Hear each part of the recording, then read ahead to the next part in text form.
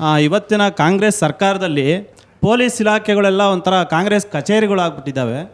ಯಾಕೆ ಅಂದರೆ ಅವರು ಇದು ಸುಳ್ಳು ಅಟ್ರಾಸಿಟಿ ಕೇಸ್ಗಳನ್ನು ವಿರೋಧ ಪಕ್ಷದವ್ರನ್ನ ಮಟ್ಟ ಹಾಕಲಿಕ್ಕೆ ಪ್ರತಿ ವಿಧಾನಸಭಾ ಕ್ಷೇತ್ರದಲ್ಲಿ ಇದೇ ಪ್ರಾಬ್ಲಮ್ ಆಗ್ತಿರೋ ಆ ಥರ ದುರ್ಬಳಕೆ ಮಾಡ್ಕೊಳ್ತಾ ಇದ್ದಾರೆ. ನೀವು ಈ ಹಿಂದೆ ಗೃಹ ಸಚಿವರಾಗಿ ಕೆಲಸ ಮಾಡಿರೋದ್ರಿಂದ ಸೊ ಇದನ್ನು ಯಾವ ರೀತಿಯಾಗಿ ನಾವು ಇದ್ರ ವಿರುದ್ಧ ಹೋರಾಡ್ಬೋದು ನಾವು ಅಂತ ಕೇಳಿಕ್ಕೆ ಬಯಸ್ತೀನಿ ಸರ್. ಯಾಕಂದ್ರೆ ಇದನ್ನ ಅವರು ದುರ್ಬಳಕೆ ಮಾಡ್ಕೊತಾ ಇದ್ದಾರೆ.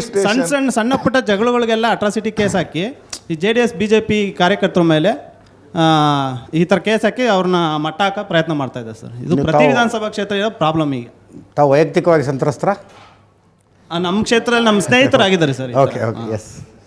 ನೋಡಿ, ಕಾಂಗ್ರೆಸ್ ಆಫೀಸ್ ಅಂತ ನೀವು ಇವತ್ತು ಹೇಳ್ತಾ ಇದ್ದೀರಾ.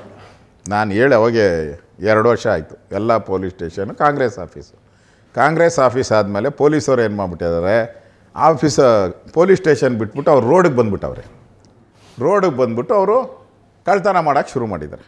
ಈಗ ಕಾಂಗ್ರೆಸ್ ಆಫೀಸ್ ಪೊಲೀಸ್ ಸ್ಟೇಷನ್ ಆಗಿದ್ದರೆ ಅವರೆಲ್ಲ ಪೊಲೀಸವರೆಲ್ಲ ಪೊಲೀಸ್ ಸ್ಟೇಷನ್ ಒಳಗಡೆ ಇರಬೇಕಾಯಿತು. ಇವರು ಕಾಂಗ್ರೆಸ್ ಅವ್ರು ಹೋಗಿ ಸೇರ್ಕೊಂಬಿಟ್ಟಿರೋದ್ರಿಂದ ಅವರೆಲ್ಲ ಬೀದಿಗೆ ಬಂದುಬಿಟ್ಟು ರೋಡಲ್ಲಿ ಕಳ್ತನ ಮಾಡೋಕ್ಕೆ ಶುರು ಮಾಡಿದ್ದಾರೆ. ಮೊನ್ನೆ 7 ಕೋಟಿ ಆಯಿತು, ಇಲ್ಲಿ 8 ಲಕ್ಷ ಆಯಿತು, ಕಳ್ತನ ಮಾಡ್ತಾಯಿದ್ದಾರೆ ಅಷ್ಟೇ. ಕಾಂಗ್ರೆಸ್ ಅಂದರೆ ಹಂಗೆ ರೀ.